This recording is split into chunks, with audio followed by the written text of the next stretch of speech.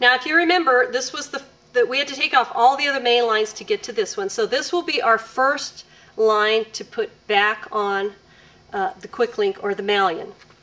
And I left the others tied together so we know that all these lines will go back onto the same quick link. Now, since you have more than a couple, you need to determine the order in which they'll go on. So,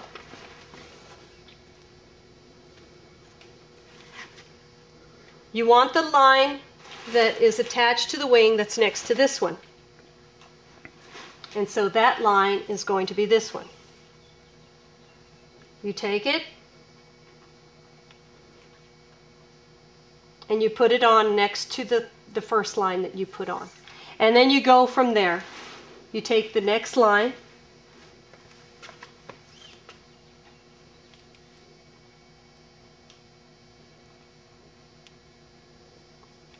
and you keep doing that until you reach. So now all the main lines are back onto the quick link in order. Before you screw and screw this down and have it ready to fly, and now it comes time for you to use some of that blue Loctite I was talking about.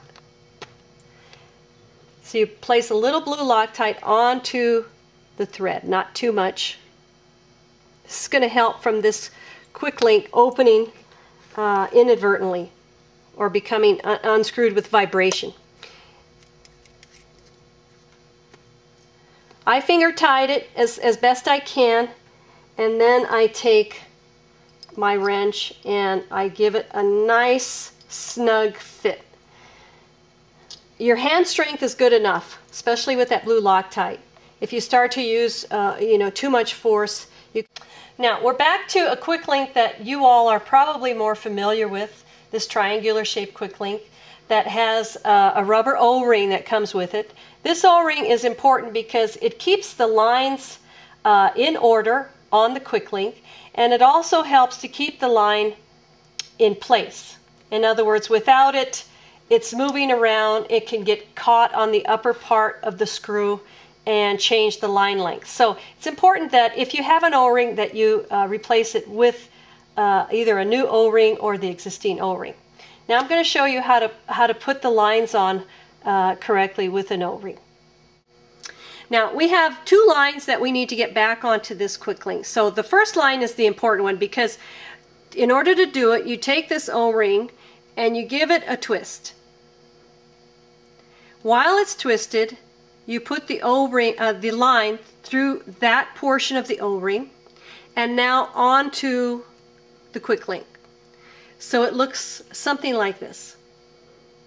If you don't get it right the first time, you can always take it all off and practice again. Now, here comes your second line. You take this same end of the O-ring that you put the first line through and you put the second line through it. Attach it over and onto the quick link, just like so. Now, to finish it off, I use this handy little flathead screwdriver again. You can twist this and determine which way it twists, either to the right or to the left. And you may have to practice this a few times. I know that this one twists to the left, so I give it a twist, and then I take this while it's twisted, the screwdriver, and I grab the end of the O-ring and I put it onto the quick link. So now you can see that it looks just like that. And don't forget a little blue Loctite onto the threads.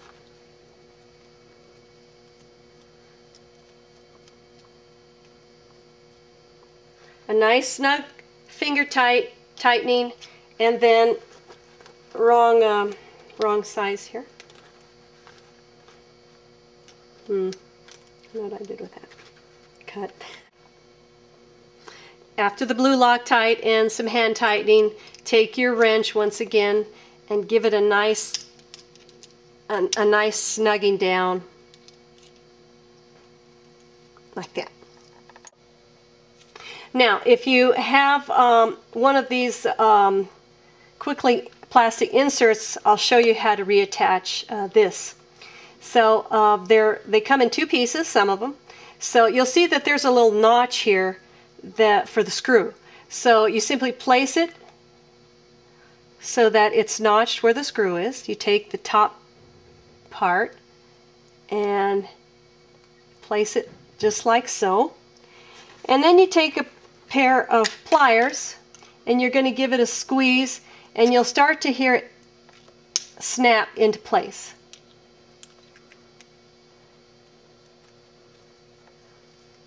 And check all around at different spots to make sure it's snapped in and is tight. Now, there will be times when you need to replace a brake line, either the main or an intermediate or a top brake line. So to do this, it's basically the same process, but just a few differences and additions. So you unsnap your toggle, and on this particular riser, you're going to notice that it has two pulleys. These are the keepers. This is what keeps the toggle close to you when the wing is in flight and the line is being pulled on. So before you undo anything, make sure you make a note of which brake line the pulley is using, either the lower or the upper. And remember, if you forget, you have an opposite you can refer to.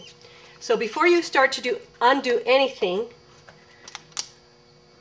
this is where your brake line is measured at this knot. So before you take it off, give it a good mark so you know where it needs to go. A black Sharpie is fine. Mark it well. If you have several other marks, make it a different mark so you know which is the mark that you're going to use. Some knots are tied and very hard to get out. This particular knot is a bowline, and it's a good knot, but it comes apart easily. And this is great when you're doing a field repair or you need to do a quick repair of a replacement of this line. So you can see we've undone the knot. The toggle simply slips out. Put the toggle someplace safe, and now pull your brake line through its keepers, and it's the same process. You'll simply undo the line at the cascades until you reach the line that you need to replace. Now, when we're putting all this back together, which you've already seen, remember that this particular line was at the lower pulley. So I have to remember to put it through the upper pulley and then back through the lower pulley.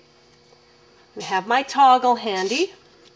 Sometimes you need to force that little loop open because it's been flattened after much use,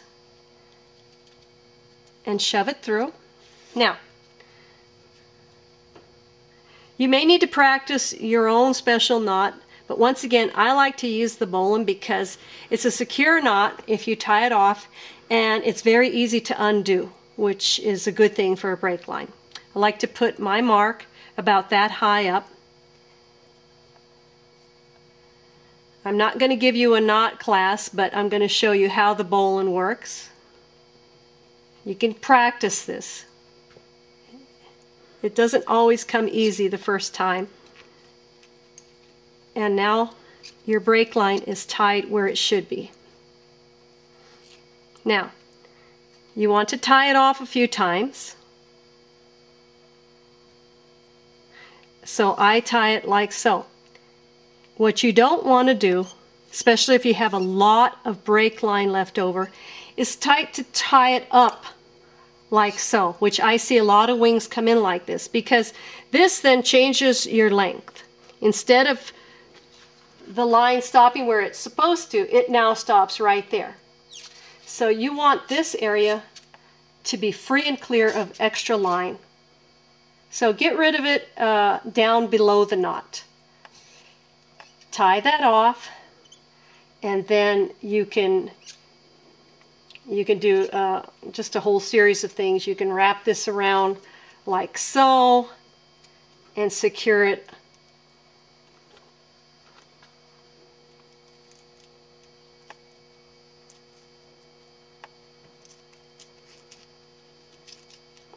like this.